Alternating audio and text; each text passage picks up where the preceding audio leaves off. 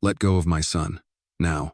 Brent Carter, a billionaire and single father, stood frozen at the threshold of his mansion. The briefcase slipped from his hand and hit the floor with a thud, but he didn't blink. In front of him, his 6-year-old son, Eli, was crouched near the base of the staircase, tiny arms wrapped protectively over his head, trembling. Towering over him was Maya Williams, 29, the family's live-in housekeeper. Her hand gripped Eli's arm, and in the other, she held a towel blood-streaked at one end. Brent surged forward. I said let him go.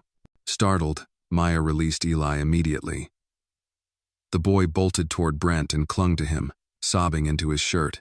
Brent looked down. His son's face was blotched with tears, but what turned his blood to ice was the red swelling on Eli's forehead.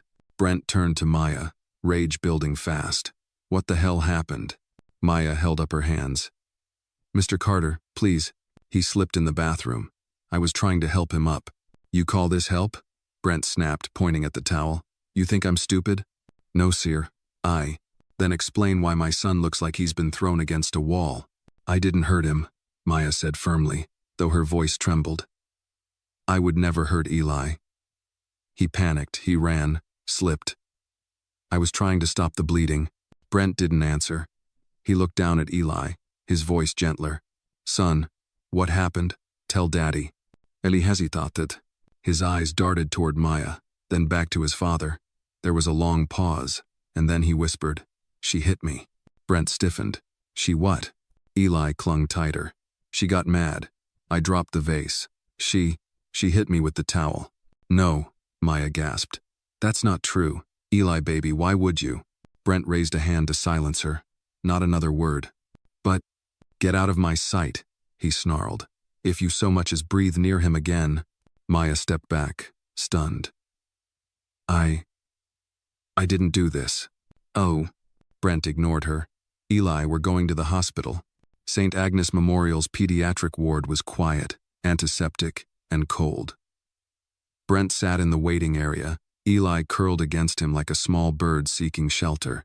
Brent kept his arms around the boy, his mind racing, looping through images, doubts, flashes of anger. Dr. Reese, the attending pediatrician, approached. Mr. Carter?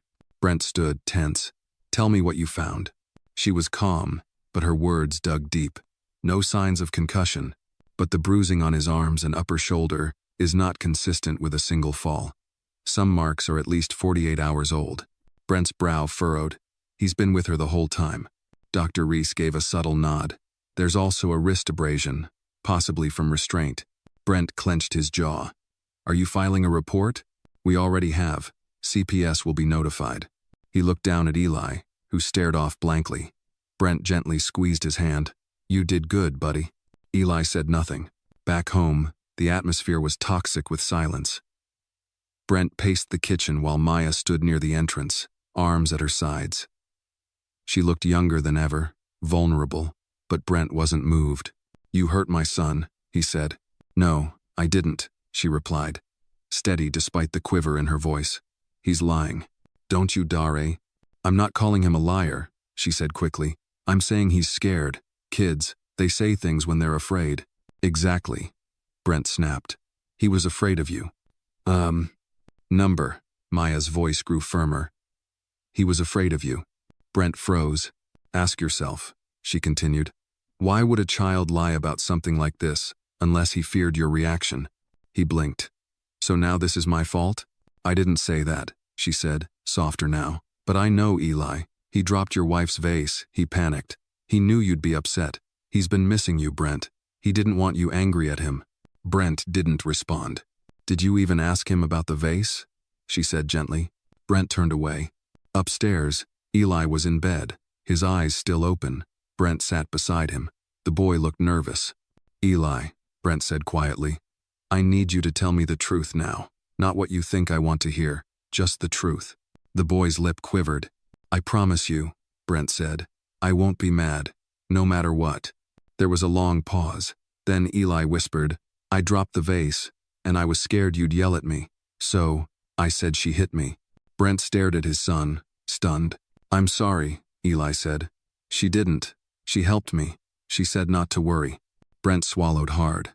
His throat tightened. Why didn't you tell me earlier? I thought you'd be mad at me. Or go away again. Brent pulled Eli close.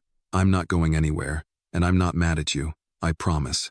He sat beside his son long after the boy fell asleep, torn between guilt and shame, between rage at himself and the slow understanding that maybe, just maybe, he had gotten everything wrong. And downstairs, Maya packed her things in silence, unaware that truth had finally come to light too late, and not without scars. Maya stood in the dim hallway, suitcase half-zipped, one hand resting on the polished oak railing. Her heart thudded beneath her ribcage, not from guilt, but from the sting of injustice. She stared at the front door for what felt like hours, waiting for the sound of sirens, the knock of police who might never come. She had almost left, almost. Then she heard the soft patter of footsteps behind her. Maya. The voice was low, uncertain. Brent's. She turned slowly, her eyes guarded. Yes, Mr. Carter? He looked exhausted. Not in the way men look after a long day, but in the way they look after breaking something that can't be fixed. His tie was loosened, his shirt wrinkled. His expression, once rigid and accusatory, was cracked by something she didn't expect, remorse. He took a breath. Eli told me the truth. Her face didn't change, but her arms slowly dropped to her sides. I see. Brent rubbed the back of his neck. He was scared. Thought I'd be mad about the vase, said he, panicked. I figured, she said simply. Silence settled between them like a fog. It wasn't the kind of silence that begged to be broken, it was the kind that needed to breathe. I owe you an apology, he said finally. A real one. Maya raised an eyebrow. Do you? Brent flinched. I accused you of something terrible. I believed my son, which of course I should have, but I didn't stop to question the fear behind his words. I didn't listen to you. No, she agreed. You didn't. I reacted, he said. I didn't think. You thought plenty, Maya said, voice sharp now. You thought I was capable of hurting him. You thought the worst. He swallowed hard. I did. Why? She asked. Because I'm young? Because I live in the staff quarters? Or because I'm black? The question hit like a slap. Brent blinked, mouth slightly open, words caught in his throat. She didn't wait for an answer. You hired me to help raise your child. And the moment things didn't look right, you saw me as the threat. Not even for a second did you give me the benefit of the doubt. Brent looked away, shame shadowing his features. You're right. Maya nodded once, the motion stiff. So now what? He looked at her. I'm not asking you to stay. I'm not entitled to that.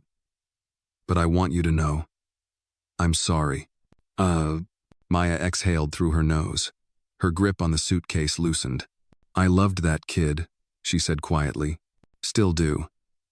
And not just because it's my job. You think I stayed through your grief, your silences, your absence, because of the paycheck? Eli needs someone to see him. I saw him. Brent's voice was hoarse. I see him now. Good, she said. But it might be too late for that to matter. A few minutes passed. Brent stayed still while Maya turned back to her suitcase. She zipped it slowly, as if each tooth was a decision. Where will you go? He asked. I have options, she said, not looking at him. Families who call back. People who trust me. Do you trust me? He asked. She paused. Not tonight. He nodded, accepting it. He deserved that. As she moved toward the door, Eli's voice drifted down the stairs. Maya? She and Brent both looked up. The boy stood on the landing, pajamas rumpled, eyes still puffy from crying. He clutched the railing like it was the only thing holding him upright. Why are you leaving? Maya knelt on instinct. Eli, sweetheart, I need to go for a while. But why? His lip trembled. I told Daddy the truth. I fixed it. Oh, baby, she said, heart twisting. This isn't your fault. It's just something grown-ups have to sort out. I'm sorry I lied, he whispered. I was scared. I know you were. She opened her arms and he ran to her. She wrapped him up tightly, like it was the last hug she might ever give. Brent stood aside, watching the scene with aching regret. For the first time in years, he truly saw the cost of his assumptions not just on Maya, but on the boy clinging to her. Maya kissed Eli's forehead. You be strong, okay? And remember your voice matters, even when it shakes. What do you think of Maya? If you admire her, give her a like. And don't forget to comment where you're watching from. Someone nearby might be watching this video too. Eli sniffled. Will you come back? She glanced at Brent. I don't know, she said. Maybe. Later that night, Brent sat alone in his study. The fire in the hearth crackled, casting long shadows on the walls. On his desk lay a framed photo. Eli and Maya, at last year's pumpkin patch. They were both laughing real, unguarded joy. He stared at the image for a long time, then picked up his phone and dialed. Janine, he said when the line connected. I messed up. I need your help. What happened? She asked. I let my fear speak louder than my reason. I hurt someone who didn't deserve it. Janine's tone softened. Then you fix it. With action, not just words. Brent nodded to himself. Yeah, I plan to. Good, she said. Because trust, once broken, doesn't rebuild itself. You'll have to earn it. I will. He hung up, took the photo in his hands, and sat back. Outside, the wind howled softly through the palm trees. In the quiet, he heard his son's words again. I told Daddy the truth. I fixed it. But some truths came too late. And some wounds didn't bleed, they lingered. He didn't know if Maya would ever forgive him. But he knew one thing. He would never let silence speak louder than truth again. The sun rose heavy and slow over the Carter estate, casting golden light across the sprawling lawn and the empty driveway where Maya's car had once been parked. Brent sat in the kitchen, untouched coffee steaming beside a half-eaten piece of toast. He hadn't slept. Not well. Every time he closed his eyes, he saw the look in Maya's face, wounded, proud, and quiet. Eli shuffled in, clutching his stuffed tiger by one ear. His hair tousled from restless sleep. Daddy? He asked, climbing up onto a stool.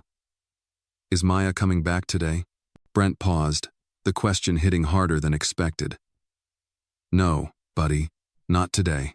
Tomorrow? Brent sighed. I don't know, son. Eli looked down, fingers fidgeting with the tiger's tail. I didn't mean for her to leave.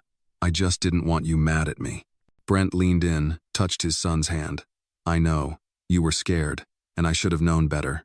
I should have protected both of you. Eli's voice was barely audible. Can we say sorry to her? Brent managed a thin smile. I hope we'll get the chance. That afternoon, Brent sat in his home office, poring over documents that no longer held weight. Contracts, projections, reports, they all blurred. His assistant had cleared his schedule for the next few days. Family emergency, they'd said. It was more than that. It was a moral reckoning. He pulled up Maya's employment file.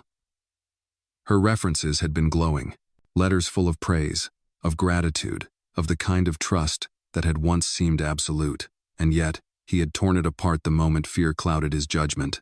He picked up the phone and called Janine again. She's not answering her phone, he said without preamble. Janine exhaled. You expected her to? I need to make this right. Brent, you need to stop making this about what you need. That silenced him. She's the one who was wronged. You don't get to fix this with a bouquet and a sorry. I know, he said softly, but I can't just let her disappear. She means something to Eli, to me. Then show it. Not with words, with effort. 3 days passed. Maya hadn't returned his calls. She hadn't replied to his emails. Brent had left voicemails, each one more measured, more raw, more real than the last. Still, nothing. It was Friday evening when he finally drove across town to a modest brownstone in a quiet neighborhood near Culver City.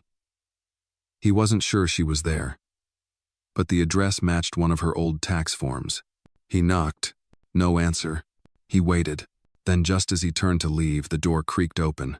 Maya stood there, barefoot, in a plain gray tee and faded jeans. Her eyes were tired but clear. Her hair was pulled back. Her expression unreadable. Brent cleared his throat. She didn't say anything. I didn't come to ask for forgiveness, he said quickly. That's yours to give, or not. I came to return something. He reached into his coat pocket and pulled out a small, slightly worn sketchbook. Maya's breath caught. He drew this last night, Brent explained. Said it was a picture of his family. You were in it. She didn't reach for the book. Her arms stayed crossed. What do you want, Mr. Carter? He hesitated. I want to understand. I want to listen, not to defend myself. just to hear you." She looked at him for a long, still moment. Then she opened the door wider. 10 minutes. Inside, the apartment was small but neat. A kettle whistled softly on the stove. Brent stood awkwardly near the window, while Maya poured tea into 2 mugs. "You don't have to pretend this is okay," he said finally. "You have every right to hate me." "I don't hate you," she said. "I just don't trust you." He nodded. "That's fair." 1. She set the mugs down and sat across from him. "Do you know how many times I've been assumed guilty first, innocent later?" Brent met her Gaza. "No, I don't, but I believe you." She didn't blink. "When you walked in that night, you didn't even ask. You saw Eli crying, and you decided it had to be me. And the worst part? I wasn't surprised. That kind of judgment, I've seen it before." "I wish I could say I was different," Brent said, voice low. "But I failed. And not just you, I failed Eli." Maya nodded. "You did." Silence. "I loved being there," she said after a moment. "Not for the house, not for the money. For him. He made my days lighter. And when he lost his mom, I tried to give him pieces of comfort that no one else could. But you saw me as the help. And when push came to shove, that's all I ever was to you." Brent's face fell. "I want to do better," he said. "Not to get you back. Just to be better. For Eli." She sipped her tea. "Then start by telling him the truth. Kids know more than we think." "I will." He stood to leave, placing the sketchbook on the table. "If you ever want to visit him, or talk to him, you'll always be welcome." She didn't reply. As he walked to the door, she said softly, "Brent?" He turned. "I don't know if I can forgive you, but I believe you mean what you said." He nodded once. "That's more than I deserve." And with that, he left. Back home, Eli was waiting by the window, tiger in hand. "Did you find her?" he asked. Brent knelt down. "I did. Is she mad at me?" "No," Brent said, pulling him into a hug. "She's not mad. She just needs time." Eli hugged him tighter. "I miss her." "I know, buddy. So do I." Outside, the wind picked up, rustling the leaves. Inside, father and son sat in quiet reflection, holding tight to the pieces of something broken, trying, together, to find the shape of repair. The following week passed with a strange quietness that settled like dust over the Carter estate. Maya's absence was more than noticeable. It was embedded into the rhythms of the house. Eli asked about her every evening, and each time, Brent answered gently but honestly, "She's still thinking, buddy. We have to give her time." 1. Brent tried to hold it together for Eli, filling the days with hikes through Griffith Park, movie nights with extra popcorn, and even a failed attempt at baking cookies that turned into a doughy disaster. They laughed. They bonded.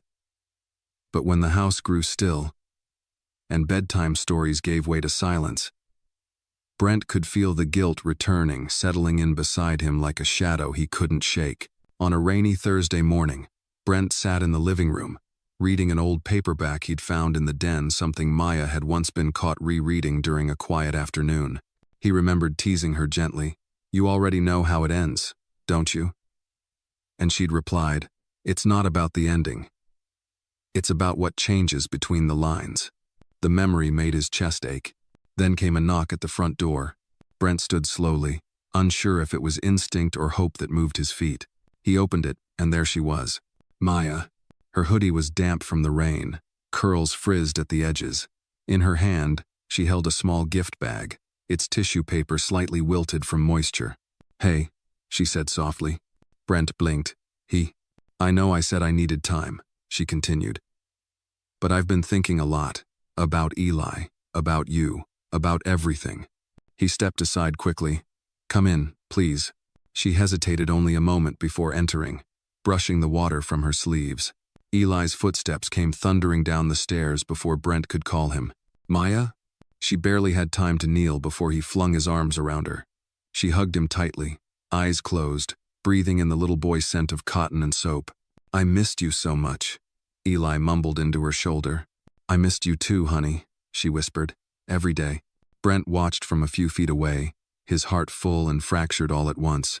Eli pulled back, beaming. "Are you coming back to stay?" Maya glanced up at Brent before answering. "Not right now, sweetheart, but I came to see you, and I brought you something." She handed him the bag, and he tore into it with gleeful curiosity. Inside was a simple wooden puzzle, the kind that challenged but didn't frustrate, a quiet metaphor, perhaps, for healing. "I thought we could do it together," she said. Eli nodded furiously and dashed to the coffee table to open it. Maya stood. Brent approached. "Thank you," he said, "for coming back, even if just for this." She looked at him for a long moment. "It's not about forgiveness," she said. "Not yet. It's about Eli. He deserves stability.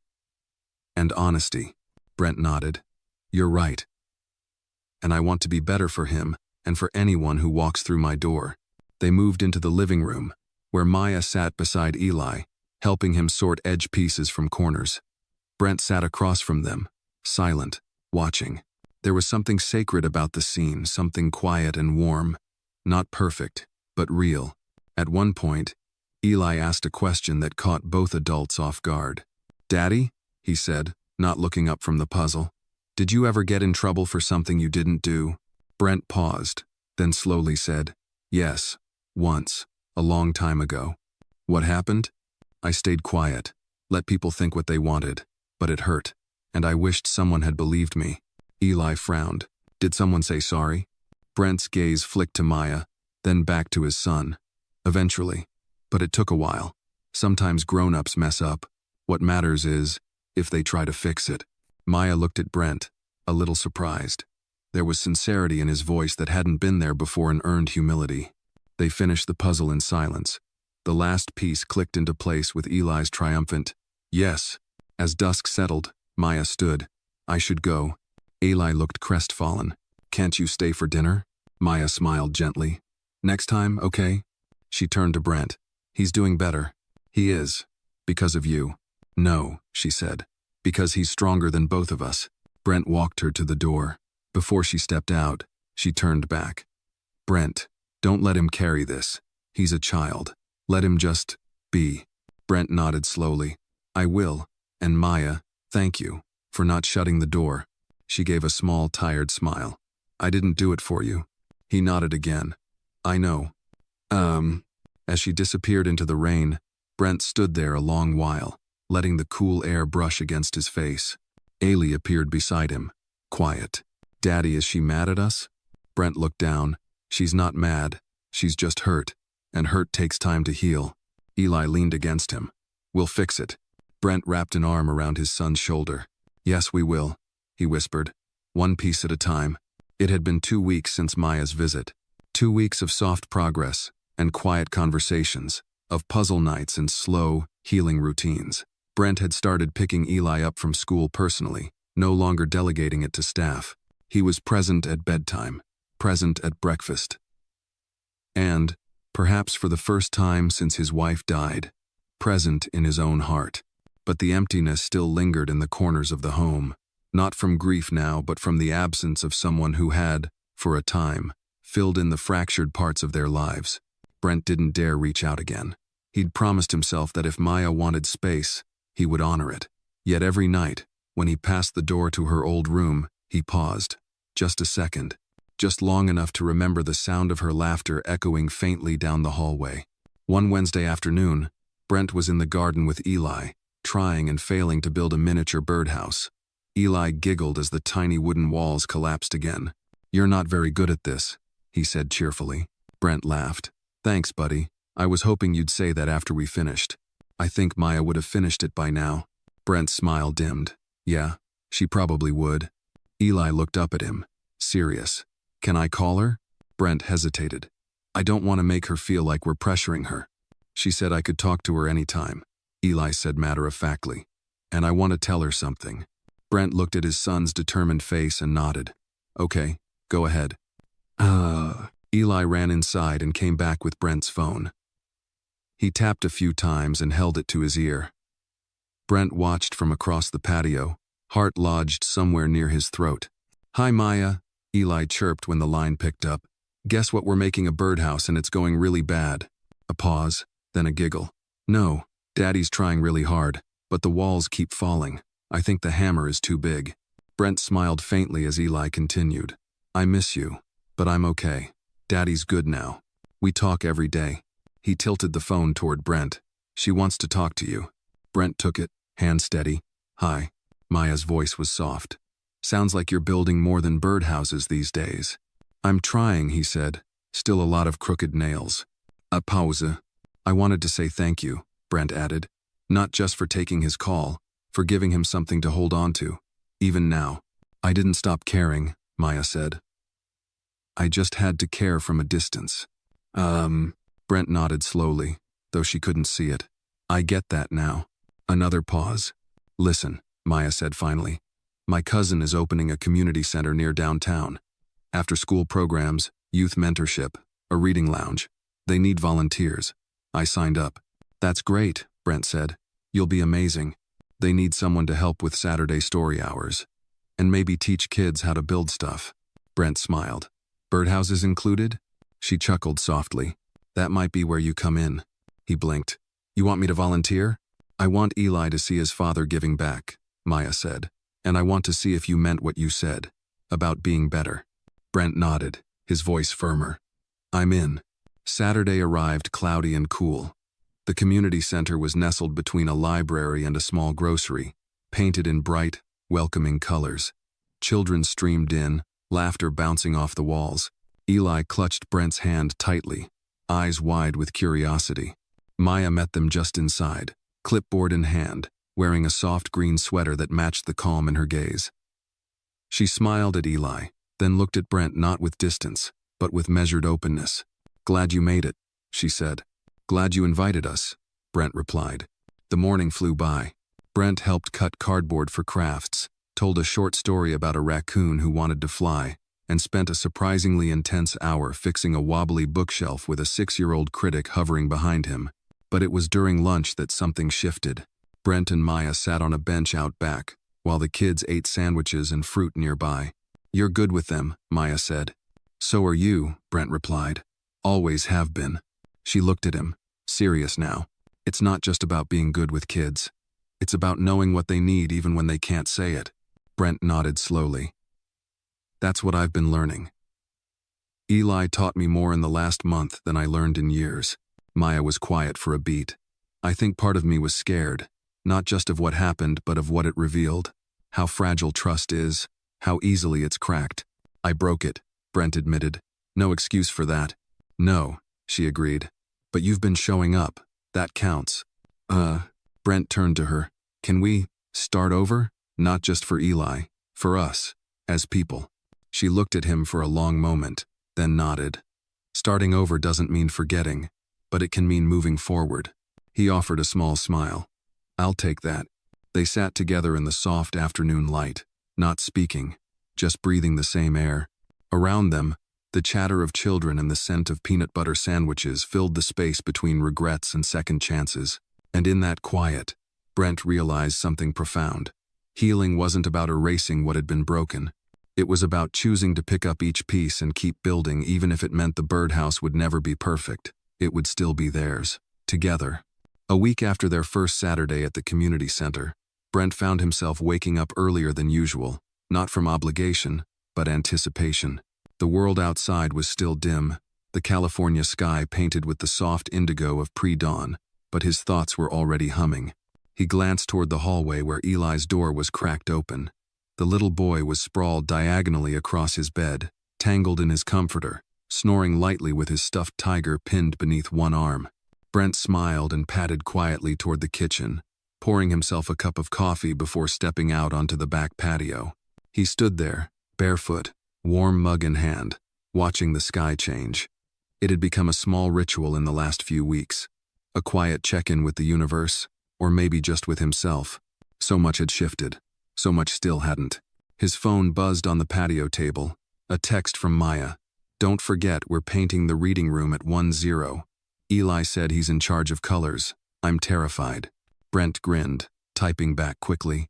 "Brace yourself for neon green walls and glitter." He stared at the screen a moment longer than he needed to, heart quietly thudding.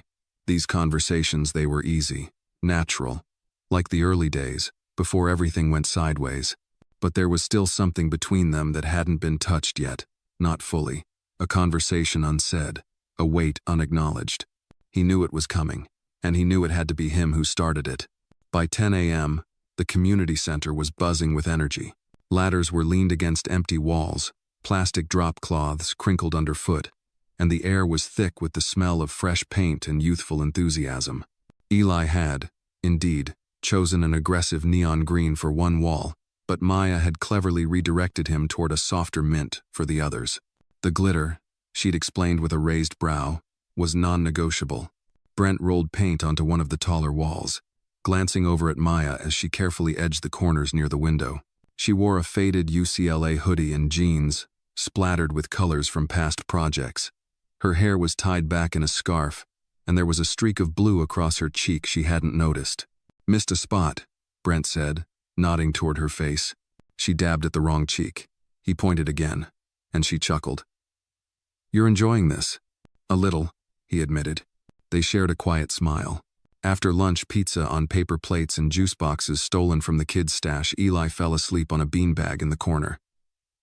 Maya watched him for a moment before turning to Brent. "Want to go for a walk?" she asked.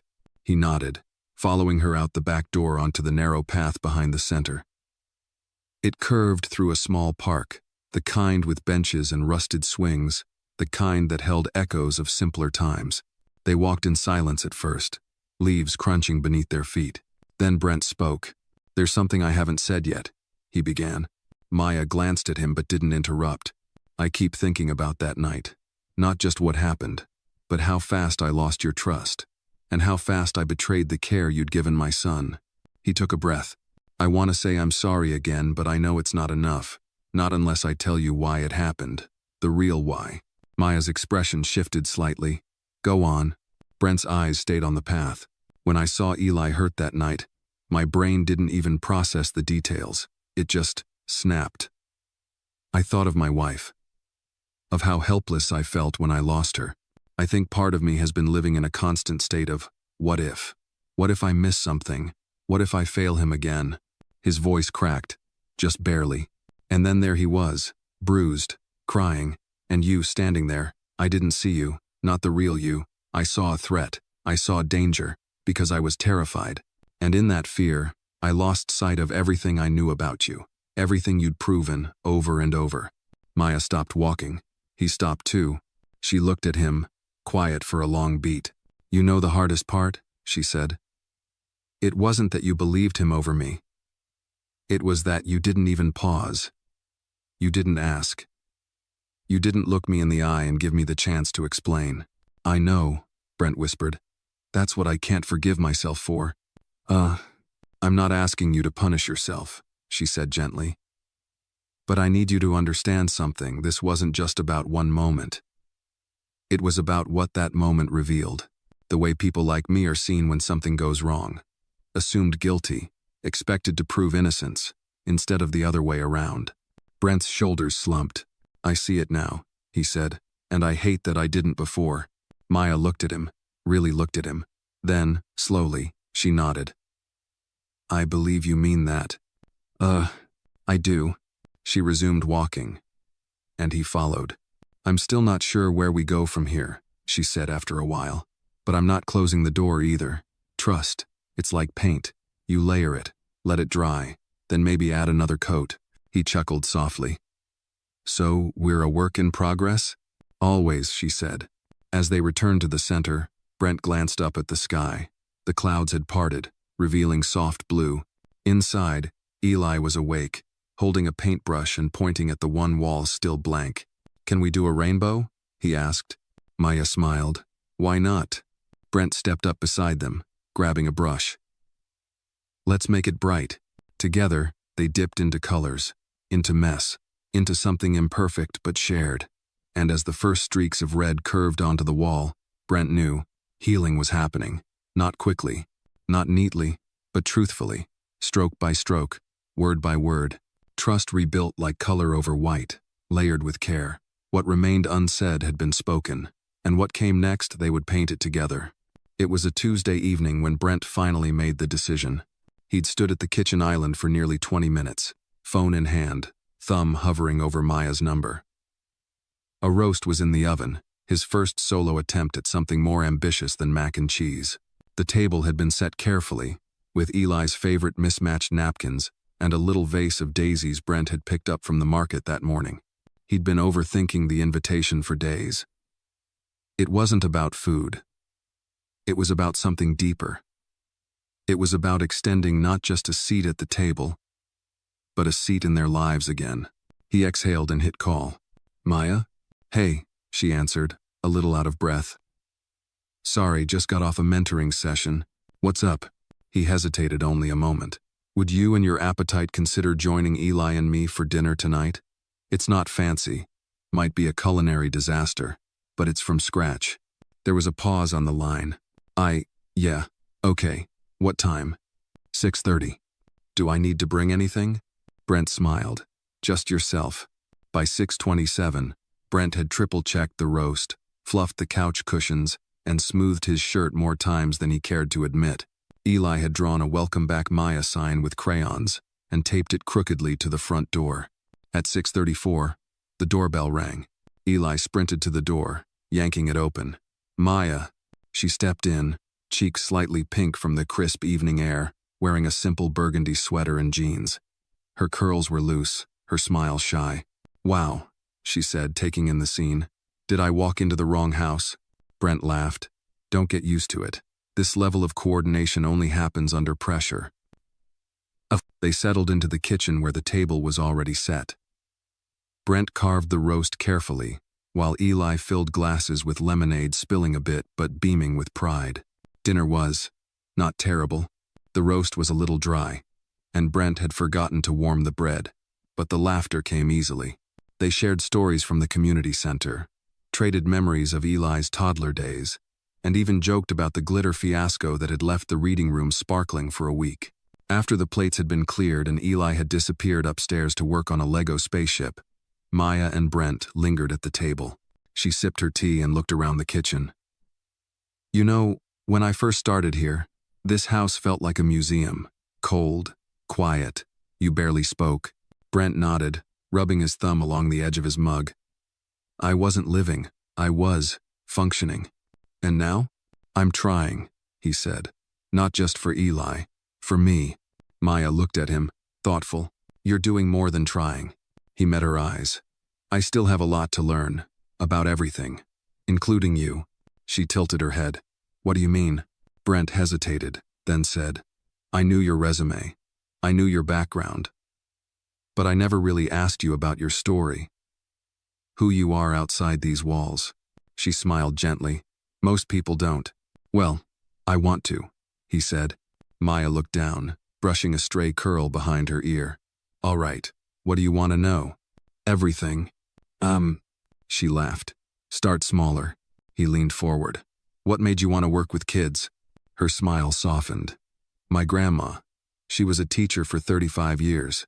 Grew up in Alabama during segregation, fought her way into a classroom when black women weren't expected to do anything but clean them. She always said kids were the only part of the world still full of hope." Brent listened, genuinely, his chest tightening at the quiet pride in her voice. She used to say, "If you plant enough good seeds in young hearts, the bad stuff doesn't grow as easy." I wanted to be part of that. He nodded. "She sounds incredible." "She was," Maya said. "Passed 2 years ago. But I still hear her sometimes when I'm helping a kid figure something out. Like she's standing behind me, arms crossed, watching." "I'd like to think she'd be proud of what you've done," Brent said. Maya looked at him. "So would your wife." The statement caught him off guard. "You think so?" "She married a man who built this life with her, who loved his son. You lost your way for a while, but you're finding it again. I think she'd see that." Brent's throat tightened. He hadn't spoken about Rachel much, especially not with anyone who hadn't known her. But hearing her mentioned by Maya, with reverence and no pity, felt like something between a blessing and a balm. "Thank you," he said quietly. They sat in silence for a moment, the warmth between them real and unforced. Then Maya stood. "I should head home." Brent followed her to the door. As she reached for the handle, she turned back. "Tonight was nice." "It was," he said. "Will you come back again?" She met his gaze. "I think I will." As she stepped out into the night, Brent closed the door gently behind her. Upstairs, Eli poked his head around the corner. Did she say she's coming back? Brent smiled. She did. The boy's grin was all the answer he needed. And as Brent turned off the lights and climbed the stairs, he realized this wasn't just a dinner. It was something more. It was the beginning of belonging. Again. This time, with trust and grace as the centerpiece. And maybe, just maybe, something deeper than friendship blooming slowly in the spaces between healing and hope. The weekend arrived with the golden crispness of early fall sunlight soft. Leaves whispering change across the neighborhood. Eli insisted on raking the front yard, though he barely weighed enough to keep the rake on the ground. Brent let him try anyway, watching from the porch as his son gathered a small pile of leaves only to leap into it moments later with unrestrained laughter. Maya was due to arrive any minute. She and Brent had planned an afternoon of cleaning out the garage, a project long overdue and now, oddly, something he looked forward to. She brought energy to even the most mundane chores, and more importantly, she brought peace. Brent felt it in the stillness that settled in him whenever she was near. When her car pulled into the driveway, Eli scrambled to his feet, waving frantically. She stepped out, smiling, a canvas tote slung over her shoulder. "Did you jump into all those leaves by yourself?" she asked Eli, eyeing the debris in his hair. "I made the pile," he declared proudly, "and Daddy said I did a good job, even though most of it is back on the grass." Maya laughed, brushing a leaf from his sleeve. "That's the spirit." Inside the garage, the air was musty with forgotten years. Cardboard boxes teetered in stacks, old sports gear lay half deflated in corners, and holiday decorations peeked from half-open bins. Brent pulled open the door and gestured like a game show host. "Behold, the room where good intentions go to die." Maya chuckled. "Let's bring them back to life." They began sorting, moving through memories and dust in equal measure. Brent found an old photo album, his wedding, Eli as a baby, Rachel in a hospital gown holding him for the first time. Maya paused. "She was beautiful." "She was," Brent said, his voice soft. "She'd have liked you." Maya smiled gently, but said nothing. Later, while sorting a box marked art supplies, Maya uncovered a wrapped canvas. "What's this?" Brent frowned. "I'm not sure." She peeled back the protective paper to reveal a portrait charcoal and acrylic on canvas. It was of Eli, maybe 4 years old, held in the arms of his mother. Rachel's expression was serene, her eyes gentle and kind. Maya held it up, awestruck. "This is stunning." Brent exhaled slowly. Rachel painted. "She never showed this one to me. I must have packed it away after everything." There was a pause. "She saw something," Maya said quietly. "Something she wanted to preserve." Brent stared at the painting, his throat tight. "I've been so focused on what I lost. I forgot how much she left behind." Maya reached for a rag and began carefully dusting the frame. "This belongs somewhere visible." Brent nodded, swallowing emotion. "You're right. They found a spot in the living room, above the fireplace." Brent hung the painting slowly, hands steady. Eli wandered in just as they stepped back to admire it. "Is that Mommy?" he asked. Brent knelt beside him. "It is. She painted this of you and her. Isn't it beautiful?" Eli nodded solemnly. "She looks happy." "She was," Brent whispered, "when she was with you." Maya stood nearby, her expression unreadable. She understood this moment was sacred, not hers to own, but one she was honored to witness. Afterward, they sat on the back patio, the sun beginning to dip behind the trees. Eli napped in the hammock, the painting's emotional echo still lingering in the house. Brent turned to Maya. "I've been thinking." "Dangerous," she teased. "I'm serious," he said with a small smile. "You've become such a part of our lives again, and I don't want to take that for granted. But I also know there are lines, boundaries, and I want to respect them." Maya looked at him, thoughtful. "Brent, I never came back expecting anything. Not promises, not positions. I came back for Eli. And maybe for myself, too." He nodded slowly. "But if I said I'd like more? That I'd like to see where this could go, not because I'm trying to fill a space, but because you're you?" Maya's eyes didn't leave his. "I'd say I'm scared." "I am too." She reached across the small patio table, brushing her fingers briefly against his. "But scared doesn't mean stop. Sometimes it just means go slowly." Brent turned his palm up, letting her fingers rest there. Slow sounds good.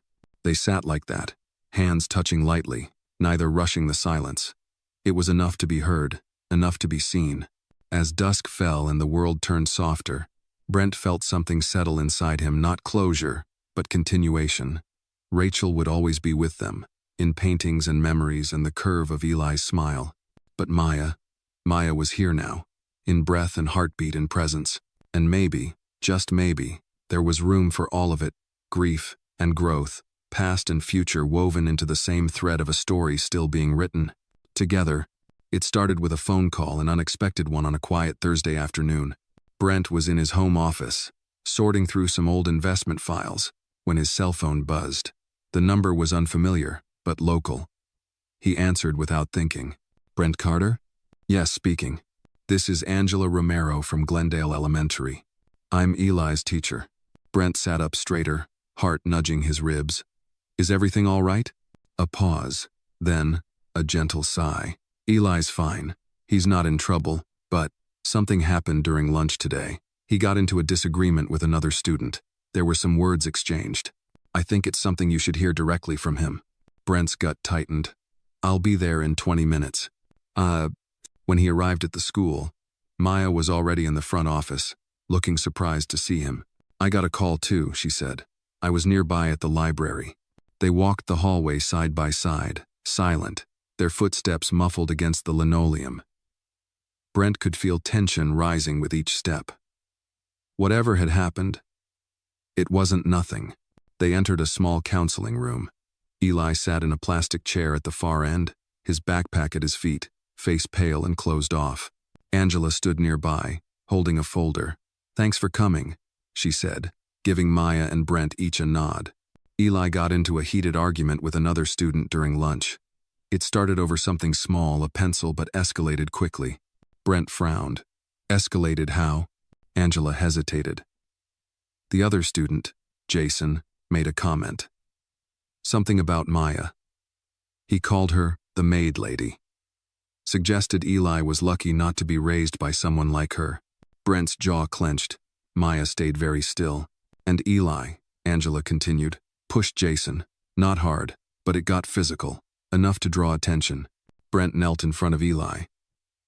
"Is that true, buddy?" Eli nodded, eyes glistening.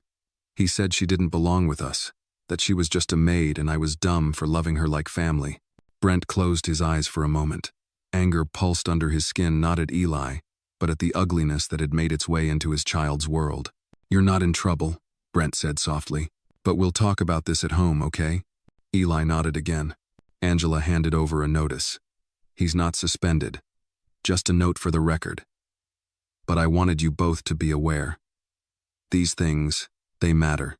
Outside, as they walked to the car, Maya was quiet, too quiet. Brent strapped Eli into the back seat and turned to her. "You okay?" She shrugged. "I'm used to it." He stepped closer. "You shouldn't have to be." She gave a thin smile.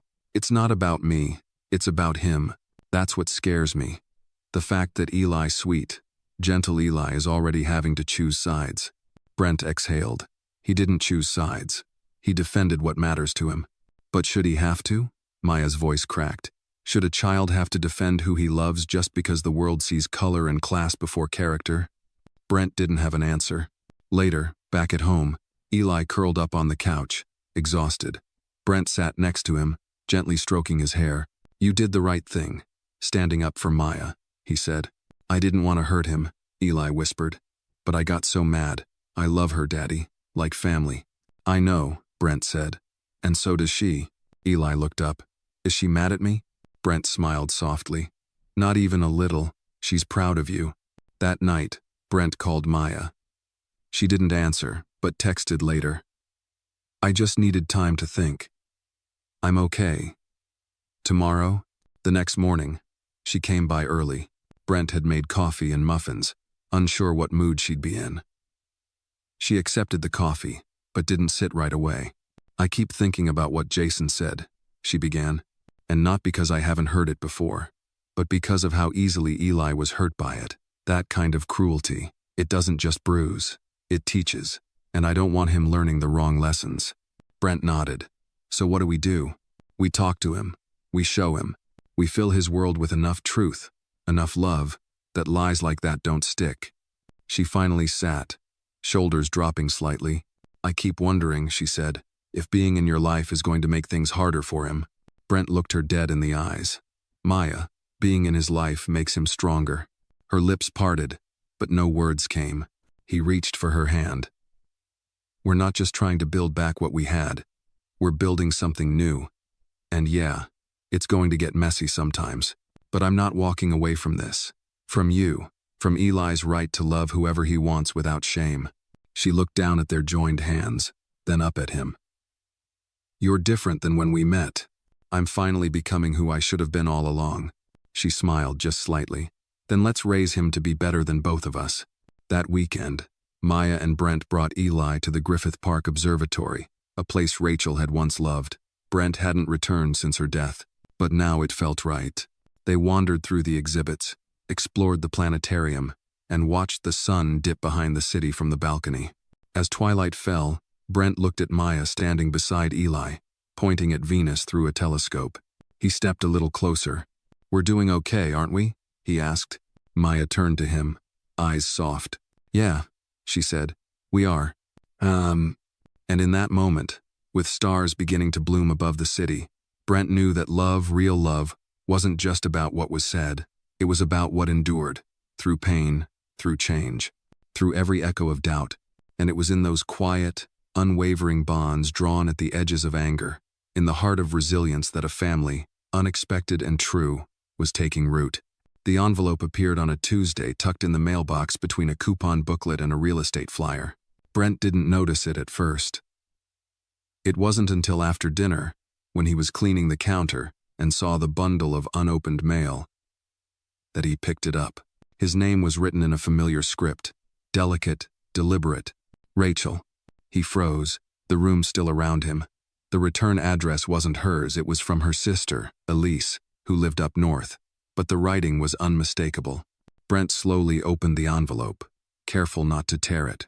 Inside was a folded letter. On top, a sticky note in Elise's handwriting. Found this going through her things. I think she meant it for you, but never got the chance to give it. I hope you're ready to read it. Brent sank into a kitchen chair and unfolded the letter. The paper was cream-colored, faintly scented with lavender. Her favorite. The words blurred at first, but he blinked and focused. My Brent, if you're reading this, something has happened that kept me from saying these things out loud. I don't want that. But life, it's uncertain.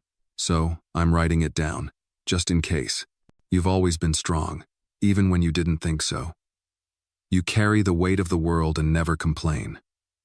But strength isn't just about holding on. Sometimes, it's about letting go. About choosing to love again when grief wants to keep you alone. I know you. You'll try to do it all by yourself. You'll build walls and call it protection. But don't let our son grow up behind those same walls. Let him see you vulnerable. Let him see you healed.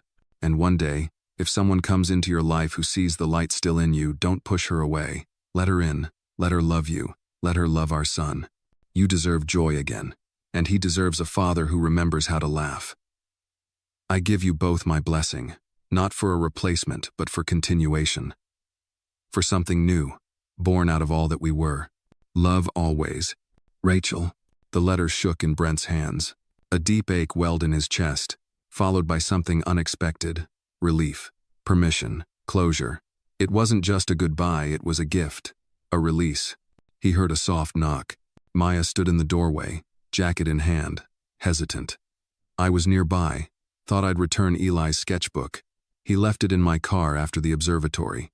Brent stood slowly, eyes red but peaceful. Come in? She did, her gaze flickering to the letter in his hand. You okay?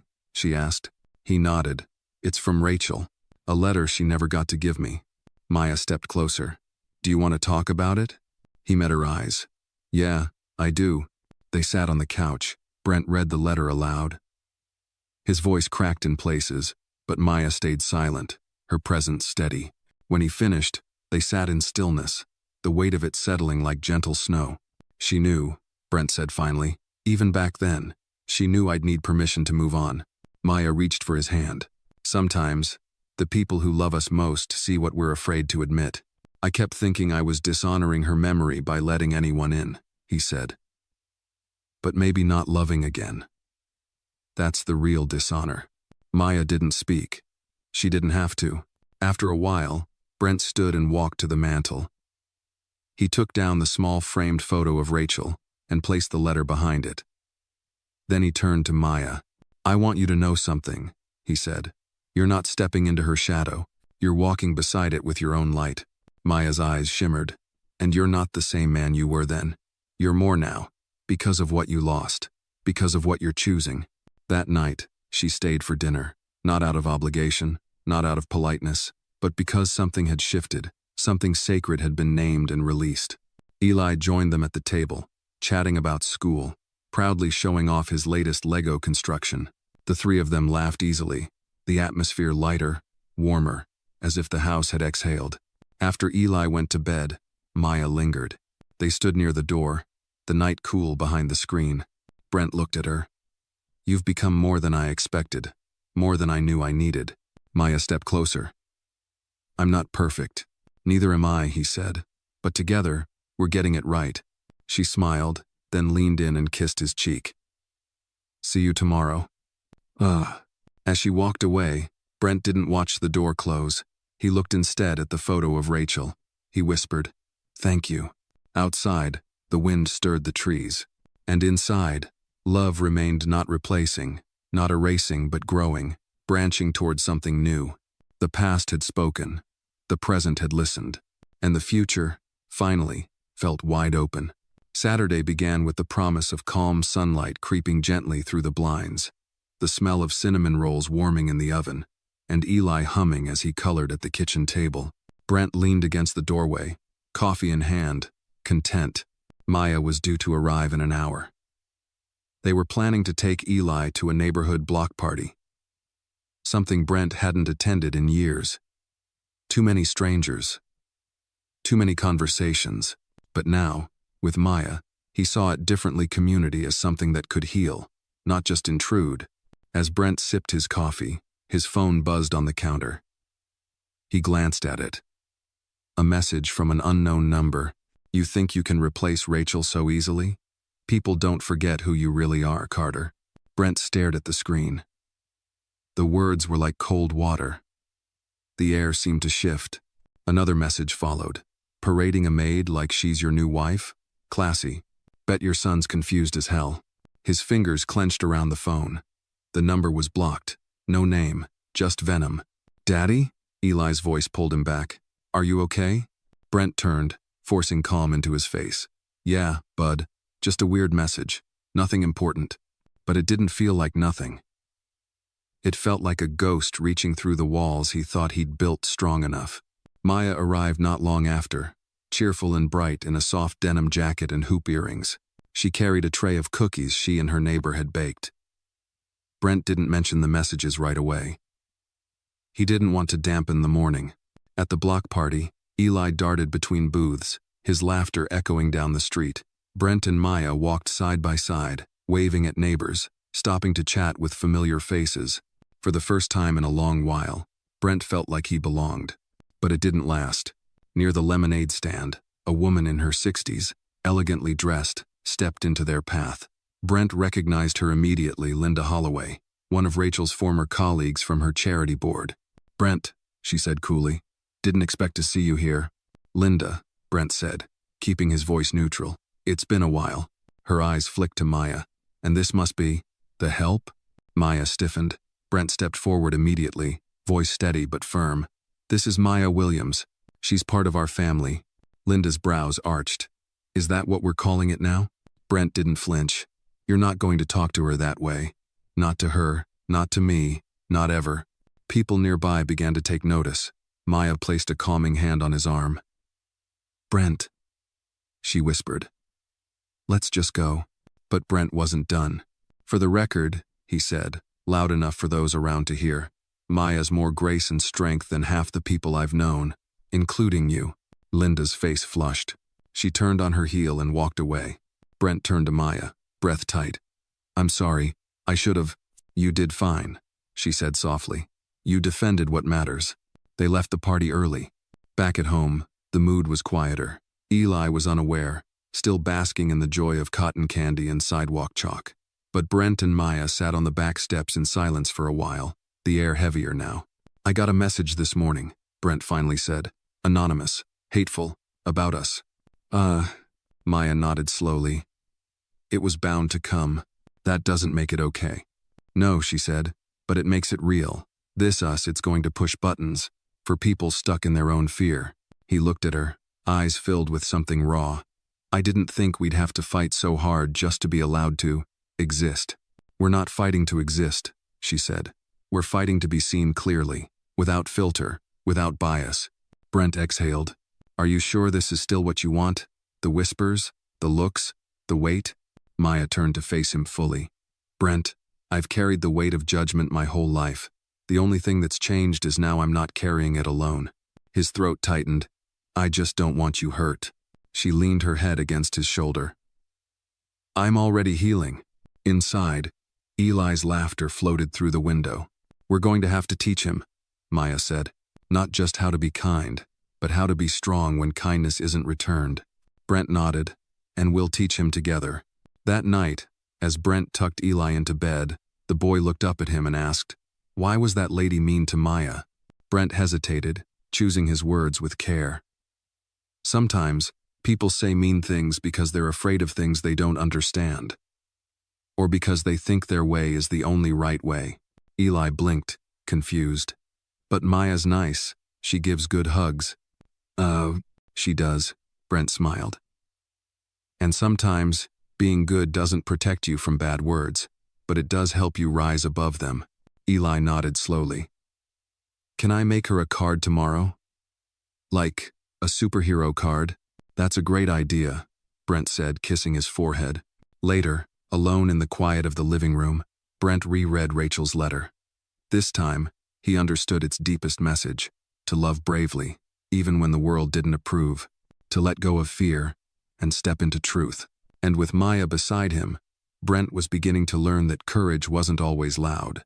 Sometimes, it looked like showing up. Like standing your ground. Like holding someone's hand on a porch step and saying, I'm still here, no matter what they say. The storm of the past hadn't passed, but they were facing it together. And that, more than anything, was the beginning of something unshakable. The following week passed in a strange rhythm, quiet but charged, like the air before a storm. Maya returned to her usual routine at the community center, organizing a fall reading program and mentoring 2 new volunteers. Brent buried himself in work, taking on more consulting calls and managing Eli's school fundraiser. They both smiled when they saw each other, still shared dinners, exchanged stories, but something between them hung suspended, unspoken. One evening, after Brent had dropped Eli off at a sleepover and returned to a quiet, echoing house, he found Maya sitting on the back porch. She hadn't texted, hadn't knocked. She was just there, arms crossed against the evening chill, gazing at the sky with a tired softness in her eyes. He joined her wordlessly, sitting beside her on the creaky bench. I keep replaying that moment with Linda in my head, Maya said quietly. The way she looked at me, like I didn't deserve to be standing next to you, like I didn't belong in that moment. Brent exhaled. I replay it too. I keep thinking of all the other things I should have said. It's not your job to fix their ignorance, she said, glancing sideways at him. But sometimes, it's exhausting carrying the weight of proving your worth. You shouldn't have to, Brent said. I know, but I do. Because I chose to love people who don't look like me. Because I walk into rooms where I'm seen as less before I even open my mouth. He sat in silence, heart aching. I'm not fragile, she added. Don't mistake this for weakness. I've survived worse, but it takes something from you every time. And it's hard knowing that no matter how much I give, to some people, I'll always be the help. Brent reached for her hand. To me, you're the woman who brought joy back into my son's life, who reminded me how to breathe again, who stood beside me in the hardest moments, and I'll never let anyone reduce that to anything less. She looked down at their entwined fingers, a shadow of a smile on her lips. Do you think we're strong enough for what's coming? She asked. Brent didn't answer immediately. Instead, He looked toward the backyard where Eli had once buried his toy cars in the dirt, declaring them lost treasure. The wind stirred the oak tree. Leaves skittered across the porch. "I think love doesn't ask for ease," he said. "It asks for commitment, for presence, for staying, even when it's hard." Maya nodded slowly. Then she said, almost in a whisper, "My father would have hated this." Brent turned to her. "He left when I was 10, she continued. Said he couldn't handle raising a daughter in a world that didn't respect him. But the truth is, he couldn't handle love that required sacrifice. He always said love was supposed to make life easier, not more complicated." Brent's voice was gentle. Then he didn't understand real love. Maya looked at him, her eyes glassy. "Sometimes I wonder if I picked strong men to prove I was stronger than what he left behind. But it's not about proving anything. It's about choosing. And I choose you," Brent said, voice steady. Maya leaned against him, letting her head rest on his shoulder. "Even when people whisper? Even when they stare? When they make you doubt?" "Especially then," he replied. They stayed like that for a long while, letting the night wrap around them. No more pretending, no more hiding behind good intentions and polite avoidance. They were in it now fully, unapologetically. The next day, Maya returned to the community center to find a surprise waiting for her. A local journalist, Lisa Huerta, had emailed requesting an interview. She was doing a feature on mentorship and community leadership, and had heard about Maya through a parent whose child had been positively impacted by her programs. Maya hesitated. Public attention meant exposure, both good and bad. That night, she brought it up to Brent. "You think I should do it?" she asked, handing him the printed email. He read it carefully. "You've been changing lives, Maya. People should know that. But you know how this goes," she said.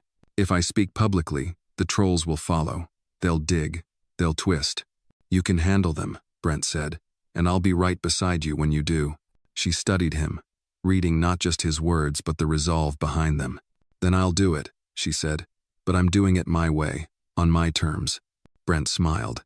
"That's the only way I want you to." A week later, the article was published. "The Quiet Force Behind East Glendale's Youth Revival." It was thoughtful, beautifully written, and deeply personal.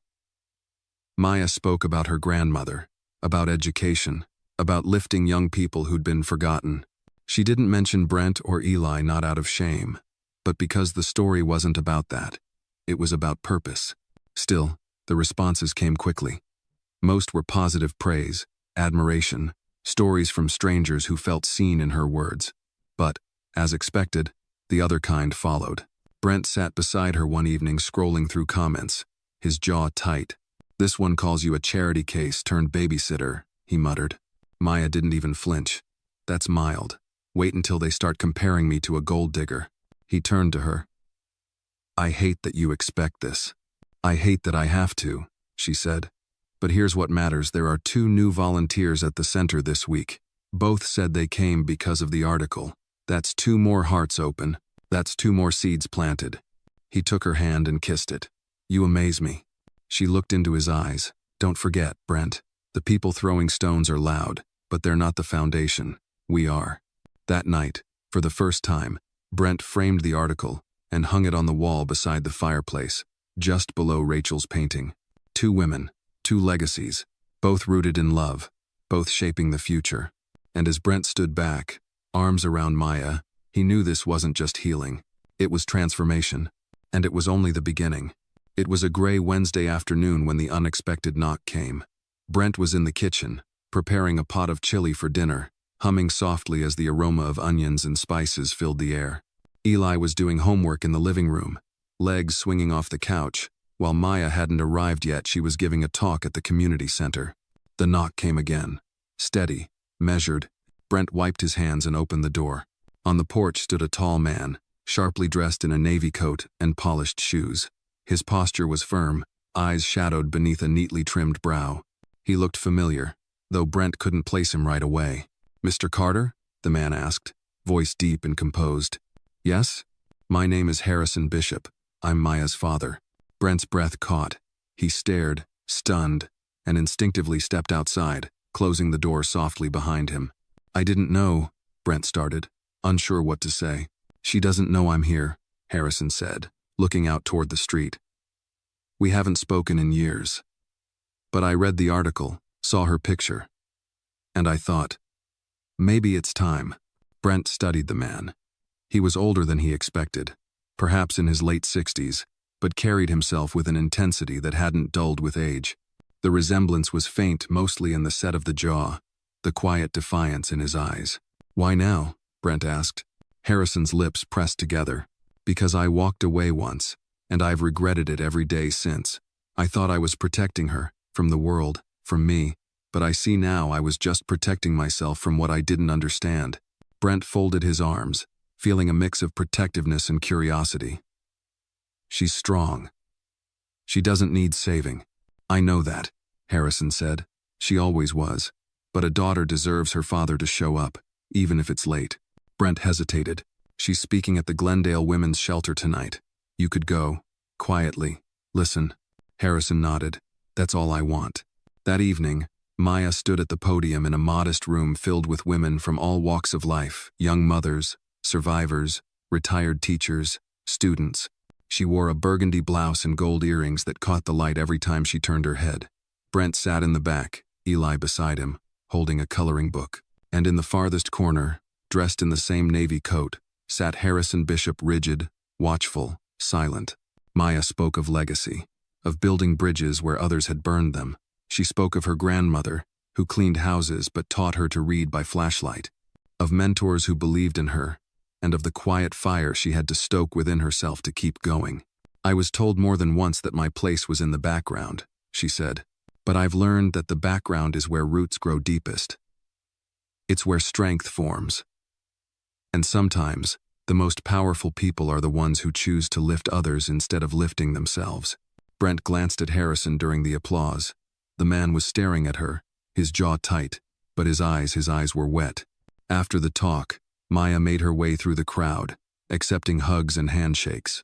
Brent intercepted her gently before she reached the exit. "There's someone here," he said softly. Her brows furrowed. "Who?" Brent turned slightly, and her eyes followed his line of sight straight to the far corner. She froze. "Why?" Her voice caught in her throat. "He showed up on his own," Brent said. "Wanted to listen." Maya took a slow breath, her shoulders rising and falling like a wave trying to decide whether to break. "Do you want me to?" Brent asked. "No," she said quickly, then more quietly. "Number, I'll talk to him." She walked across the room, heels clicking softly on the floor. Harrison stood as she approached, but said nothing. "You read the article," she said, "and that made you remember you have a daughter?" "I never forgot," Harrison replied, voice hoarse. "I just didn't know how to come back." "You could have tried," Maya said. "Even once. I thought I was doing you a favor, staying away." She shook her head, bitter laughter escaping her lips. "That's the lie you told yourself so it wouldn't hurt as much." Harrison flinched but didn't look away. "I read every word of that article, and I saw strength I never had. You didn't become strong in spite of me. You became strong because I left." Maya's eyes glistened. "You don't get to rewrite that." "I'm not trying to," he said. "I'm asking if there's room to begin again, even just a conversation now and then." Maya was quiet for a long moment. Then, her voice steadied. "I have a son in that room over there. His name is Eli. He's not mine by blood, but I love him with everything I have. If you want to talk to me, you'll have to earn your place. Not through me, but through how you show up in his world." Harrison blinked. "You're raising someone else's child?" "I'm helping raise him," she corrected. "And in doing so, I'm healing the little girl who waited years for her father to show up." Tears filled Harrison's eyes now. "May I meet him someday?" "We'll see," she said quietly. "One step at a time." She turned and walked away, leaving Harrison standing alone. Brent met her halfway and gently placed a hand on her back. "You okay?" he asked. "I don't know," she replied, "but I said what I needed to say." That night, Brent tucked Eli into bed, then returned to the porch where Maya sat staring into the darkness. "Do you regret seeing him?" Brent asked. "No," Maya said. "I regret needing it." "Ah." Brent sat beside her, took her hand. "You were incredible tonight." "I wasn't trying to be," she said. I just didn't want to carry silence anymore. They sat in the quiet, the kind that felt like healing. Brent pressed a kiss to her temple. You don't have to carry anything alone, he whispered. And in that moment, with the past confronted and the present claimed, Maya leaned into him, no longer running from echoes, but walking forward with the strength of truth, and a future waiting just ahead. Autumn deepened. The trees turned from gold to fire, and the air grew sharper, carrying the scent of earth and distant fireplaces. Brent had begun walking Eli to school each morning, a new ritual that gave them time to talk, laugh, and sometimes just walk in comfortable silence. Maya often joined them on Fridays, holding Eli's hand as he skipped between them, unaware of how tightly his joy stitched their lives together. But on a brisk Thursday morning, something shifted. Brent received a call from one of his longtime business partners, Gordon Laird. The man's tone was casual at first, chit-chat about golf and quarterly numbers, but then his voice took on a different edge. Listen, Brent, Gordon said. Off the record, I've been hearing chatter from some of the board members. They're concerned. Brent frowned. Concerned about what? Gordon hesitated. About your visibility lately, the article, the photographs, the woman. You mean Maya, Brent said flatly. I'm not saying it's right, Gordon rushed. But the reality is, some of the more conservative clients are questioning your judgment. You're in the spotlight now, and, well, your personal choices are starting to ripple. Brent's grip tightened around the phone. So I'm supposed to hide the woman I care about to protect someone else's comfort? I'm saying, be mindful. This isn't just your reputation anymore. You've got investments, partners, legacies tied to your name. Brent hung up without another word. He spent the rest of the day in a quiet fury, trying to focus, trying not to slam the cabinet doors when he made lunch. When Maya arrived in the evening, she sensed something was wrong before he said a word. You've got that jawline thing going, she said softly, setting her bag down. Like you're chewing through a brick wall. He handed her a glass of wine and sat beside her on the couch. I got a call from Gordon, one of the guys I've done business with for years, basically told me people are talking about us. Maya's face didn't change. Not shock, not anger, just a sad sort of knowing. They're not talking about us, she said quietly. They're talking about me. Brent looked at her. I won't apologize for loving you. I know, she said, but they think you should. And that's the part that burns. He stared at the floor. Do you think I'm being naive, thinking I could just move on, build something real with you, and the world would adjust? Maya took his hand. I think you're being brave. But bravery doesn't make the path easy. It just means we walk it anyway. He lifted her hand to his lips. I don't want to lose what I've built, Maya, but I won't lose you to keep it. She looked at him for a long moment. Then maybe it's time we show them exactly who we are. Not to defend it, but to own it. The opportunity came sooner than expected. The Glendale Business Foundation was hosting its annual gala, a black tie event Brent had attended every year since his first real estate project broke ground. This time, he RSVP'd for two. When Maya stepped into the ballroom, wearing a midnight blue gown and her grandmother's pearls, the room stilled. Conversations softened, heads turned. Brent stood beside her, immaculately dressed in a tailored tuxedo, hands steady on the small of her back. He whispered, You're the storm and the stillness all at once. She smiled. Let's give them something to really whisper about. Throughout the evening, Maya held her head high, exchanged pleasantries with politicians and philanthropists, answered backhanded compliments with grace, sharp as glass. Oh, and what do you do, dear? One woman asked, eyes flicking between Maya's skin and the wine in her glass. I build bridges, Maya said with a smile, between children and their futures, between communities and the people who forget them. The woman blinked, caught off guard. Brent watched her all night, pride swelling in his chest. Maya was magnetic, unshakable. She didn't shrink herself to fit anyone's expectations. She expanded the room just by being in it. Later, on the terrace, under strings of golden lights, Maya and Brent shared a dance. The music was slow, nostalgic, Sinatra. Her head rested on his shoulder. Do you think we changed any minds tonight? She asked softly. Maybe not, he said. But we changed the story they tell about us. She pulled back slightly, eyes shining. And maybe, one little girl saw me tonight and thought, that could be me someday. Brent kissed her forehead. That's the only legacy worth chasing. As the gala wound down, and they walked to the car. Brent's phone buzzed again. This time, a message from Gordon. Saw you two tonight. She's impressive. Maybe I needed to see it for myself. Brent showed her. Maya read it and shrugged. One down, she said. A few million more to go. But she smiled. And so did Hay. Because when the wind changes, it doesn't come all at once. It starts in whispers, in quiet steps, in nights like this when the past is challenged and the future leans forward, waiting to be claimed. Together, they walked into the dark, their shadows long, their hearts light. And somewhere in that night, the world shifted just a little, just enough. The morning after the gala, Brent sat at the kitchen island, coffee in hand, watching the steam curl like smoke signals. Maya stood at the stove in her robe, flipping pancakes with one hand and texting a volunteer with the other. Eli clattered his spoon rhythmically against his bowl of cereal, humming a tune from a cartoon he'd seen the night before. It was domestic. It was warm. It was everything Brent had once thought he'd never have again. Until the phone rang. He didn't recognize the number. Something about it made his stomach tense. He answered with a cautious, "Hello? Mr. Carter?" The voice was clipped, professional. "This is Detective Carla Monroe, Glendale PD. I need to ask you a few questions regarding a claim filed against you." Brent froze. "What kind of claim?"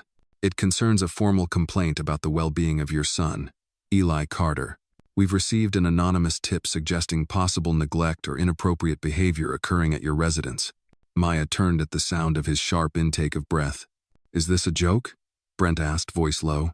"I assure you, it's standard procedure," Monroe said. "We're obligated to follow up on any reported concern. I'd like to schedule a home visit to speak with both you and your son." Brent's heart pounded. "He's fine. He's more than fine. Who filed this?" "Anonymous, sir. That's confidential. We just need to verify the child's safety." When the call ended, Brent sat motionless. Maya touched his shoulder gently. "What is it?" "Child Protective Services," he whispered. "Someone filed a complaint. About Eli. About us." Maya's face went pale. "That's not possible. Who would do that?" He looked at her, eyes narrowing. "Linda? Or someone from the board? Or someone with an axe to grind?" Maya said quietly. "Someone who thinks our family doesn't look right." The rest of the day passed in a haze of tension. Brent called his lawyer.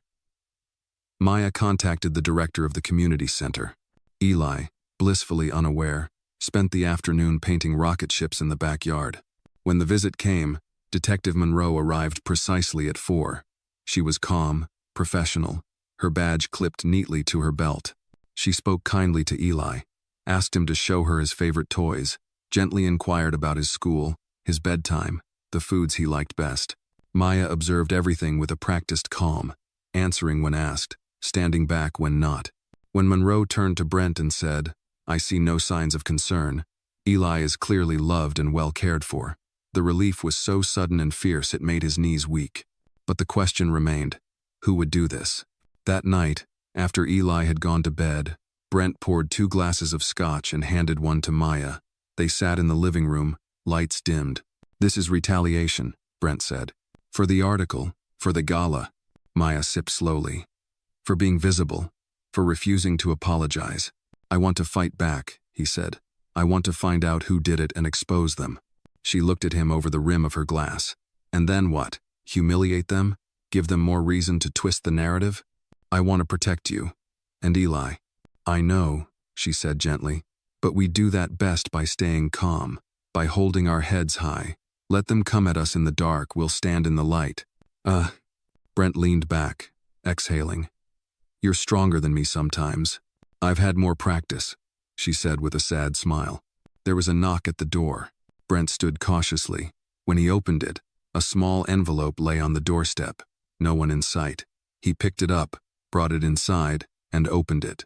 Inside was a printed photo Maya and Eli at the park, laughing, the sun casting gold over them, and scrawled across the bottom, in red ink, "He's not yours, she's not welcome." Brent's blood ran cold. Maya stood, peering over his shoulder. Her face went blank. "This is escalating," he said. "This isn't just judgment anymore, it's threat." She stepped back, voice calm but shaking slightly. We have to involve the police. Show them this. And Eli, he can't see it. He can't know. Maya nodded. He won't. But Brent, this isn't just about us now. Someone's watching, and that means we're at a crossroads. Brent met her gaze, heart pounding. What do? We stop hiding. We go public. Again, we tell our story before someone else writes it for us. Brent hesitated. That could put a target on us. We're already the target, she said. So we show them. We don't scare easily. 2 days later, Maya agreed to an interview with a national podcast hosted by a well-known black journalist. It was an hour-long conversation that covered everything. Her upbringing, her work at the community center, her role in Eli's life, and the threats they'd received. Brent listened from the recording booth, jaw tight, heart full. I don't want to be a symbol, Maya said at one point. I want to be a woman who loved deeply and who refused to shrink for anyone. I want my son to grow up knowing that courage doesn't always roar sometimes. It whispers, I will not move.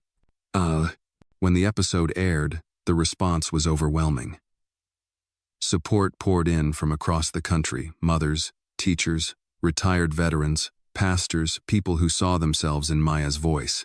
And then, a letter arrived. Typed. Signed. No return address. Your right to speak. We were wrong to judge. The boy is lucky, and so are you. There were no threats this time. Just an echo of change. And for the first time in weeks, Brent exhaled and didn't feel the weight of watching shadows.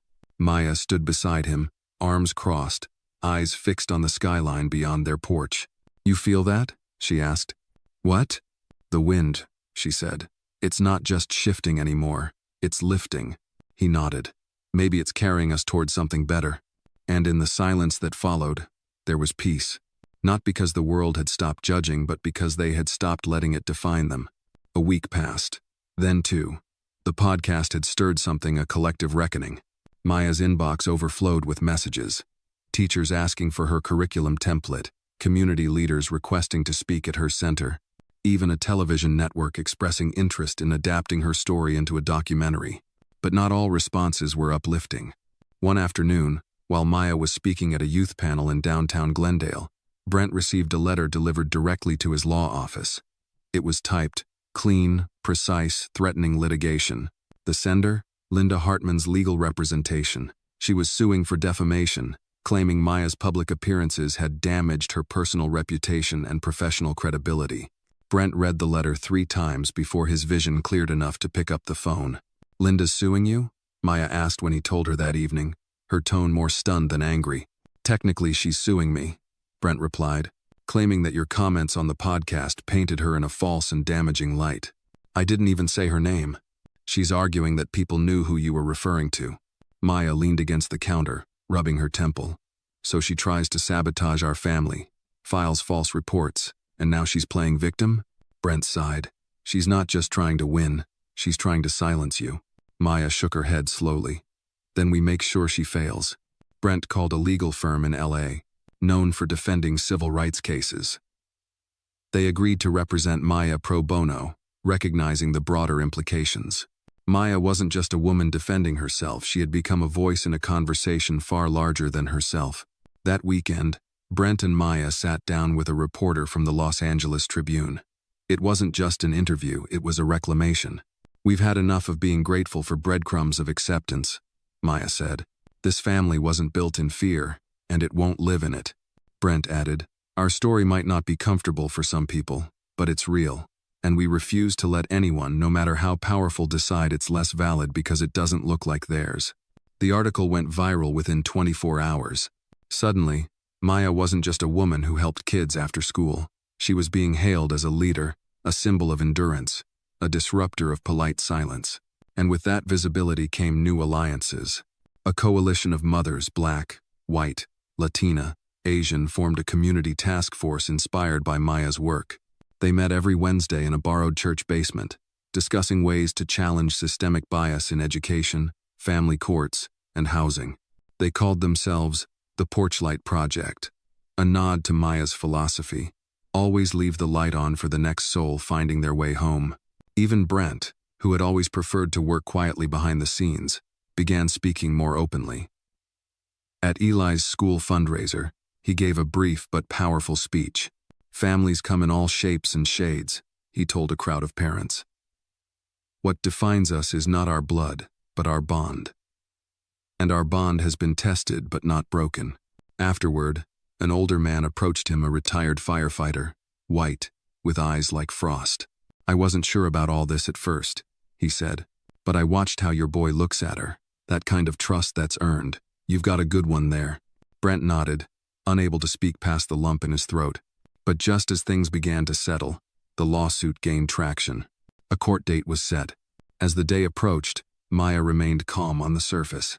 But Brent noticed the subtle signs: longer hours awake at night, the tightening of her shoulders, the silence that stretched between sips of coffee. One evening, as they sat together on the porch, she finally broke. I hate that I'm scared, she whispered, not of losing, but of being humiliated, of standing in a room full of people who will dissect every word I say, every breath I take, as if I need permission to exist. Brent reached for her hand. You don't need to be fearless, Maya. Just honest. That's what makes you powerful. She looked at him. If I cry on that stand, if my voice shakes, then you'll be showing every woman who's ever been silenced that there's strength in not pretending. She exhaled, tears slipping silently down her cheeks. I just want Eli to grow up in a world where love isn't punished. He will, Brent said, because you're helping build it. The morning of the hearing, Maya, dressed in navy blue, sharp, elegant, dignified. Brent held her hand as they entered the courthouse, past cameras and whispers, past those who still doubted her. Inside, Linda sat flanked by two attorneys, her face impassive. When Maya took the stand, the room stilled. The questions were sharp, deliberate, intended to rattle. Do you consider yourself a public figure, Miss Williams? Number, I consider myself a woman who spoke the truth. And you believe your comments did not imply anything specific? I believe I told my story. And if someone saw themselves in it, perhaps that says more about them than me. There were moments her voice wavered, moments her hands trembled, but never once did she look away. When the verdict came 3 days later, the court ruled in Maya's favor. The judge's closing statement was searing. In a society increasingly shaped by narratives, we must protect the right to share lived experiences. Miss Williams' words, while passionate, remained rooted in truth. This court recognizes the necessity of speech that challenges comfort in the pursuit of justice. Outside, reporters crowded. Brent shielded Maya as best he could, but she stepped forward, calm and clear. We're not asking to be special, she said. We're asking to be seen. And as they walked away, hand in hand, Eli ran to meet them, throwing his arms around Maya's waist, beaming with pride. The storm had not broken them. It had revealed them. The courthouse victory didn't just close a chapter, it opened a new one. For Maya, it marked the end of defending her place and the beginning of defining her future. For Brent, it reawakened a fierce clarity about what mattered most: truth, love, and protecting the life they were building. And for Eli, it simply meant his mother figure walked taller, smiled more, and no longer flinched at the sound of a knock on the door. But even as the dust settled, life moved on. One late afternoon, the three of them sat on the back porch as a gentle rain misted the yard. Eli was painting again, this time on a big sheet of cardboard, his brush dancing between bold strokes of red and blue. It's a rocket, he said proudly. And this, he pointed to a figure inside, is you, Maya. You're flying it. Where am I headed? She asked. To the stars, where all the brave people go. Maya swallowed the lump in her throat. Brent reached for her hand, giving it a gentle squeeze. But beneath the sweetness of domestic routine, there lingered an unfinished thread: Harrison. Maya hadn't spoken to her father since their encounter at the shelter, not because she was angry, but because the silence between them still echoed with too many unspoken words. She hadn't decided what place, if any, he had in her life. But one afternoon, while organizing files at the center, a letter arrived in a plain envelope, handwritten in neat cursive. She opened it cautiously. Maya, I watched your interview. You stood with a spine of steel and a heart full of mercy. I don't expect you to forgive me, but I hope you'll let me say one more thing in person. If you're willing, I'll be at Granger's Diner this Sunday at noon. I'll wait an hour. If you don't come, I'll understand. Dad. Maya stared at the note for a long while. Then she folded it and tucked it in her coat pocket. That night, she told Brent. "Do you want to go?" he asked. "I don't know, but I want to stop wondering if I should." He nodded. "Then go. If it doesn't give you peace, at least it'll give you an answer." Sunday came. The sky was overcast, the kind of gray that made colors look brighter. Granger's diner was nearly empty when Maya pushed open the door. The smell of bacon and coffee wafted through the air. Harrison was there, sitting in a corner booth. He looked older, smaller somehow, wearing a coat that had once fit him better. He stood when he saw her. "Maya," he said, like a breath he hadn't been allowed to release in years. She slid into the booth opposite him, saying nothing at first. He waited. The silence settled between them.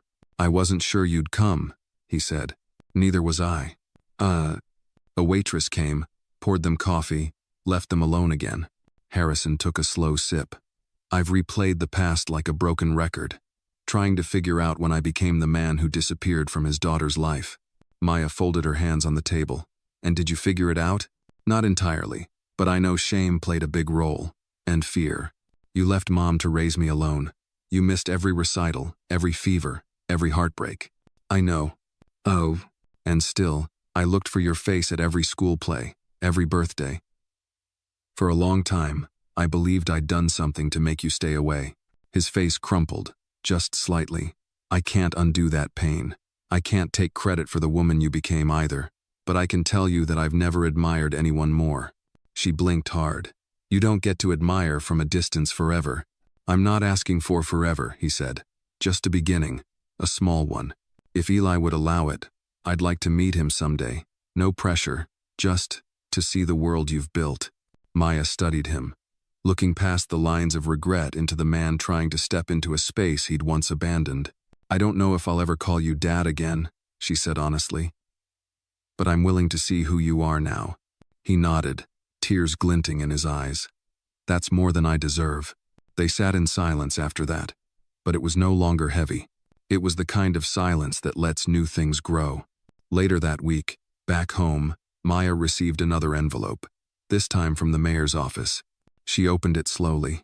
Inside was a letter inviting her to speak at the Glendale City Forum, a major annual event spotlighting leaders driving change. The theme this year was redefining justice. Maya held the letter up for Brent to see. "They want me to speak." He grinned. "Of course they do." She hesitated. "I'm not a politician or an expert." "You're better," he said. "You're living proof that justice begins at home." The night of the forum arrived. The venue buzzed with anticipation. Maya stepped onto the stage in front of hundreds, maybe thousands, including Harrison, seated beside Brent and Eli in the front row.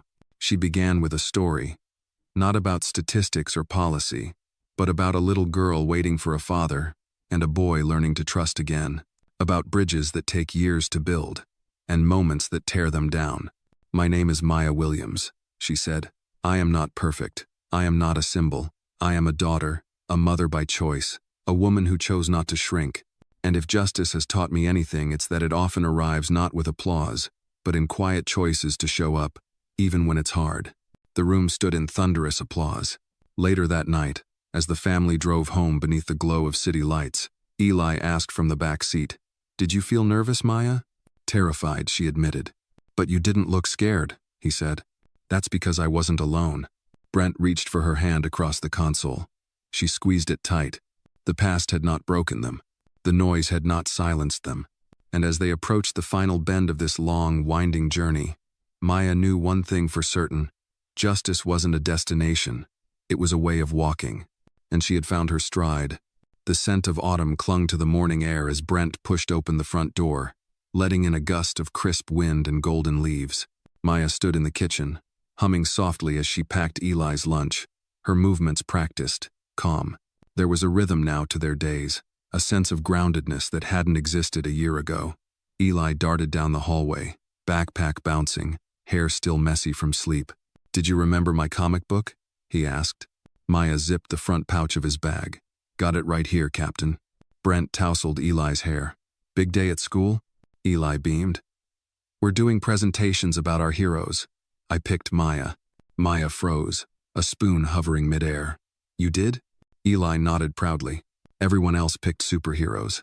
I said mine makes real people feel safe." Her eyes welled up. She crouched down and hugged him tightly. That means more to me than anything. After the school drop-off, Brent and Maya drove together in silence, the city slipping past in soft blurs. He reached for her hand on the gear shift. "Did you ever think we'd get here?" he asked. She smiled. "Number, but I fought like hell for it." Huh. Their destination that morning was the groundbreaking ceremony of a new community hub in East Glendale, a building funded by a mix of private donors and city grants. With Maya at the center of the vision, it would house after-school programs, legal aid offices, a small health clinic, and a family resource library. Brent had used his influence and connections to fast-track permits and clear zoning hurdles, but the heart of it belonged to Maya. As they stepped out of the car, a crowd had already gathered. News cameras, families, local leaders. A few familiar faces from Maya's center waved. Harrison stood in the back, hands folded in front of him, a quiet pillar of support. The mayor took the stage first. He spoke about progress, partnerships, community resilience. Then, with reverent ceremony, he introduced Maya. She walked up, calm and composed, a navy peacoat billowing slightly in the wind. "My story isn't unique," she began. "Too many children grow up unseen. Too many families fall through cracks designed by neglect or indifference. But places like this, hubs of dignity, can become anchors." She paused, scanning the crowd. "We're not just breaking ground today. We're breaking silence. We're building a place where a child like Eli will never have to lie about love, where a woman like me will never be asked to apologize for belonging." Thunderous applause followed. Brent watched from the front row, pride shining in his eyes. Maya stepped down from the podium and joined him. Together, they lifted the ceremonial shovel, turned over a patch of earth, and officially began the next chapter, not just for themselves, but for the city. That night, as dusk fell, they gathered on the back porch. Eli had dragged out a blanket and insisted they all lie under the stars. The sky was a velvet expanse of blinking lights. Harrison joined them, a respectful distance away, sipping cider from a mug Maya had handed him without words. Brent looked up and murmured, "It's wild how much can change in a year." Maya smiled softly. "And how much still stays?" Eli yawned. "When I grow up, I want to help people too, like you and Maya." "You already do," Brent said, pulling the boy close. "You remind us what love looks like when it's brave." Harrison cleared his throat. "I missed a lot," he said quietly, "but watching this, watching you all, it's like being given a second life." Maya turned to him, her voice warm but steady. "Then use it." He nodded. "I intend to." They sat like that for a while longer, wrapped in silence and comfort, the kind of silence that no longer hides pain, but holds peace. Later, after Harrison had left and Eli had been tucked into bed, Brent and Maya stood in the hallway, looking at the photos taped to the wall. One was from Eli's school presentation, him pointing to a big, glittery poster with Maya's face in the center, ringed with hearts and the words, "My hero." "I never thought I'd be in someone's hero speech," she whispered. Brent turned to her. "You're in mine." She leaned into him, forehead resting on his chest. "What do you think happens now?" "We live," he said, fully, loudly, honestly. Maya stepped back and smiled. "Then let's do that." Months passed. The community hub opened its doors. Eli graduated to a higher grade, his confidence blooming. Brent turned down a lucrative development offer that would have compromised neighborhood housing. Harrison began mentoring young fathers at the center, and Maya became a voice not just for justice, but for hope. One evening, Maya received a letter, no return address. She opened it with careful fingers. "Miss Williams, I was one of the people who judged you, who thought your love was misplaced. But after hearing your story and watching what you've built, I realize how wrong I was. You changed my mind. Thank you for that. P.S. My daughter just joined your reading circle. She came home saying she wants to be just like you." Maya closed her eyes, holding the letter to her chest. Outside, Eli called out, "Maya, Brent, come see the sunset." They stepped outside together. The sky was a watercolor of fire and gold. Eli danced on the lawn, spinning beneath the clouds. Brent slipped an arm around her. "We did it." "No," Maya said, "we're doing it. Because healing wasn't a destination, justice wasn't a moment, and love wasn't a conclusion. It was the road itself, and they were walking it, together,